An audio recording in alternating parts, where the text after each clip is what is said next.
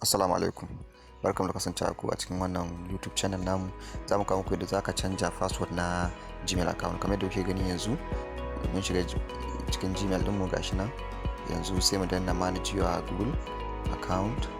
To yanzu gashi nan yana loading. To gashi nan yanzu zai buɗe.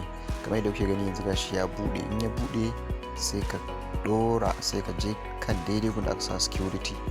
Gashi nan kamar yadda kuke gani mun taɓa. In ka taɓa security zai kawo ka dukkan security ɗin da yake kan Gmail ɗinka. Ga password nan, ga use your phone to sign in. Then sai mu shiga kan password. Gashi nan mun shiga kan password. Yana loading. To gashi nan gurin password ya fito. Sai ka saka sabon password ɗin da za ka saka. Sabo, kar ka manta ba wancan ba. Kawai sabon password ɗin da za ka saka. Ba sai kai confirming ba. To nan mu da yake mun riga mun saka already. Ba sai mun ƙara sakawa. Amma kana sakawa kana sa next ɗin nan shikenan zai dawo da kai baya.